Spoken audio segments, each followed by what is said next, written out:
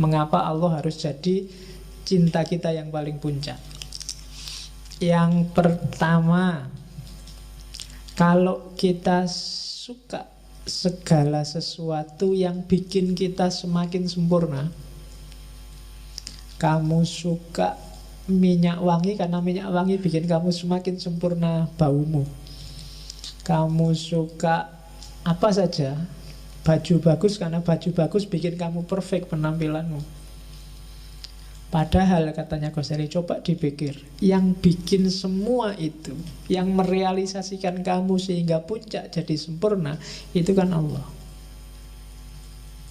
Kamu suka orang yang membantumu karena dengan dibantu kamu semakin berkualitas. Kamu suka orang, apapun itu nanti yang bikin kamu semakin baik, semakin sempurna, Allah pada puncaknya. Harusnya Allah yang paling kamu sukai, katanya Ghazali. Dia harus nomor satu. Rumus kedua, kalau kamu suka pada orang, pada temanmu, pada tetanggamu yang sering berbuat baik padamu, suka jemput, suka nganter, suka SMS, suka mention di Facebook, itu kan berbuat baik. Malam-malam aja tanya, sudah tidur apa belum? Yo, tapi hati-hati kalau sama-sama cowoknya, malah ngawatiri. Loh, itu kan berbuat baik. Seneng karena hatimu itu suka kalau ada orang berbuat baik padamu. Dan katanya Ghazali, loh, Allah itu justru kebaikannya puncak padamu. Semua dikasih padamu. Fasilitas apapun yang kamu butuhkan untuk hidup di muka bumi ini dikasih oleh Allah. Harusnya kamu jauh lebih suka pada Allah. Yang ketiga, katanya, kalau kamu suka pada orang baik, orang dermawan, kalau tadi kan untuk dirimu, untuk orang lain, kamu suka kan lihat orang, wah bagus ya Jokowi itu nolong orang miskin, wah bagus sekali, orang baik di mana-mana kan bikin kamu suka. Harusnya juga puncaknya juga Allah. Allah itu baik pada siapapun, bahkan yang terang-terangan melawan dia juga Allah baik. Yang tiap hari mencaci maki Allah, orang-orang ateis itu, yang anggap Allah itu tidak ada, Allah itu jahat, Allah itu menyusahkan orang dan seterusnya. Loh, Allah masih berbuat baik pada mereka. Kalau Allah mau, begitu dia ngomong saat itu juga nyawanya hilang, bisa. Tapi kan enggak. Itu kan berarti orang yang baik luar biasa seandainya orang. Maka harusnya jatuh cinta kita pada Allah itu topnya. Kalau cuma manusia dia ada batasnya, kalau Allah nggak ada batasnya. Itu argumen keempat.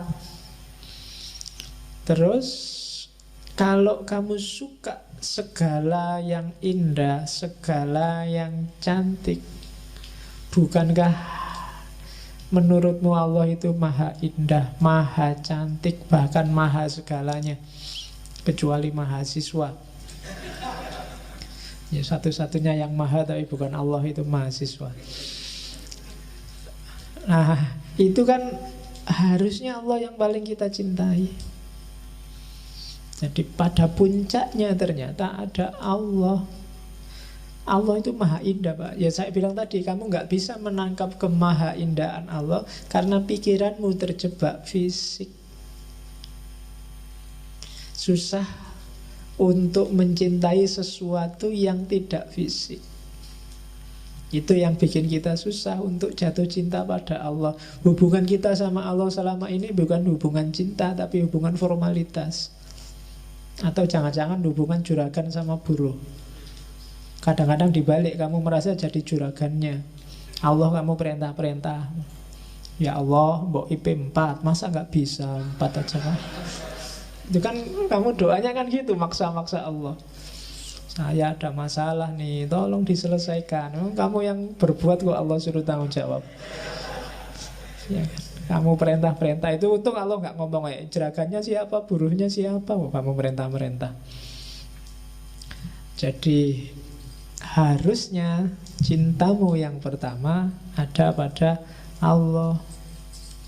Bikin alam secantik ini, itu sebenarnya salah satu bukti ya pasti dia maha cantik. Emangnya yang merumuskan ada cowok cakep atau cewek cakep itu kan ya Allah sendiri kan yang bikin rancangan. Dan itu pun dibikin sesuai standarnya manusia. Hewan juga mungkin punya standarnya sendiri. Dan itu kan kecanggihannya Allah. Tidak ada kan hewan jatuh cinta sama manusia misalnya. Ayam ya jatuh cintanya sama ayam perempuan, gak pernah sama cewek cantik. Cowok juga, mahasiswa juga jatuh cintanya sama mahasiswi, gak pernah sama ayam. Kecuali ayam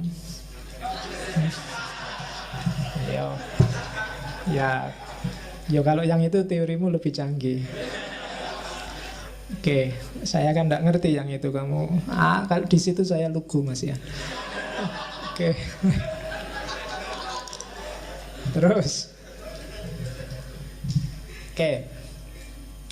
Terakhir katanya Ghazali, kalau orang mencintai sesuatu karena cocok dengan dirinya, misalnya kamu baik, suka juga sama orang baik. Kamu orangnya suka makan, kamu juga suka sama orang yang suka makan. Kamu orangnya suka humor, kamu senang juga orang sama suka humor, dan seterusnya. Kalau kamu jeli, coba kamu cek bahwa Allah sangat sesuai dengan dirimu, dengan hidupmu.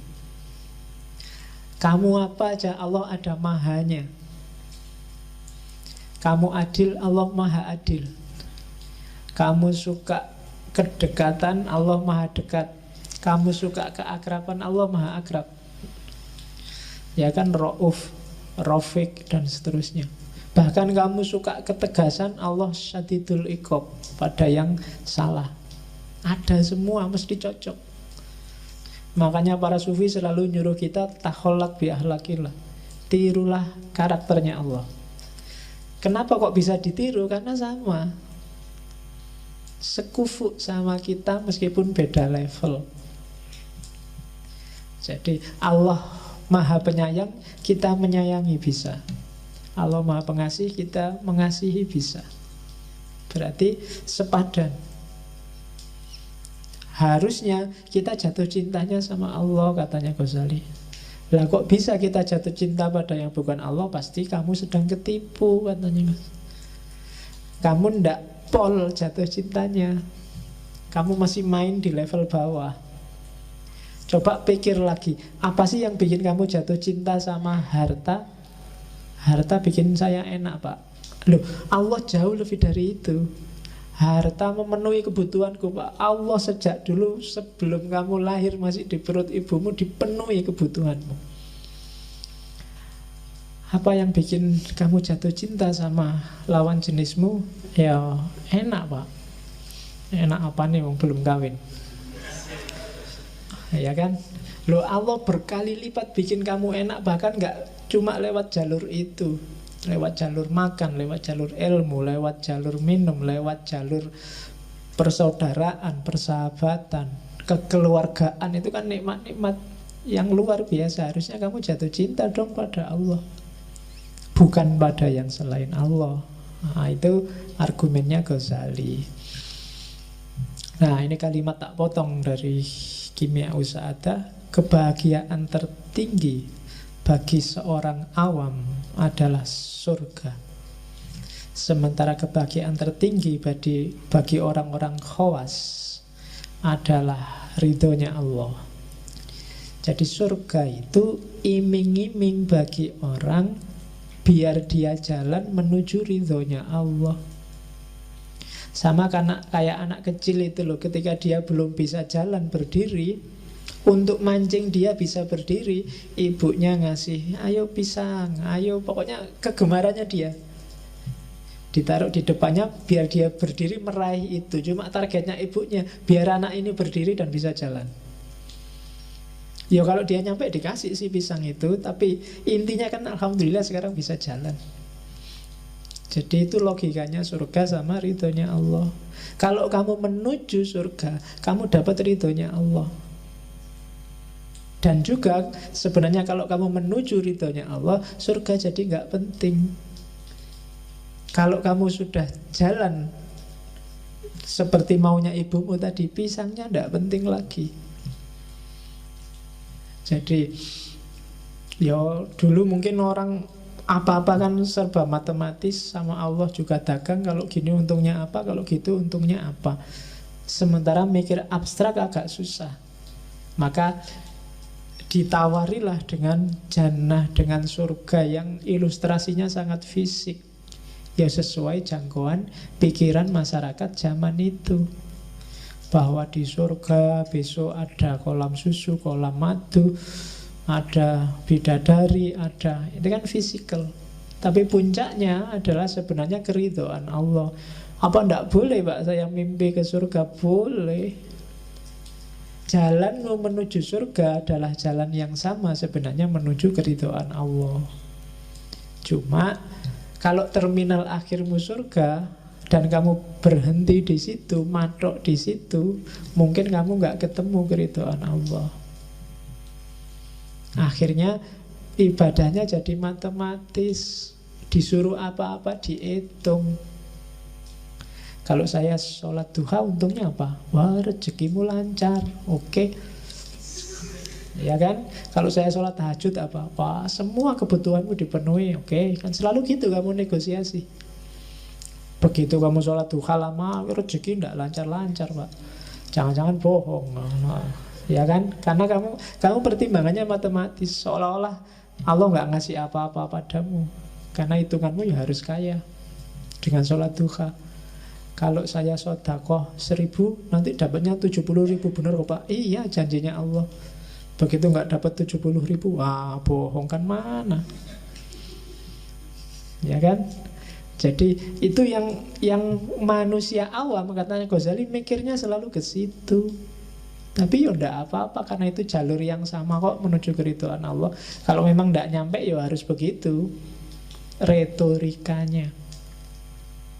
Cuma semua innalillahi wa inna ilaihi, bukan wa ilal jannah. Semua dari Allah dan akan kembali ke Allah.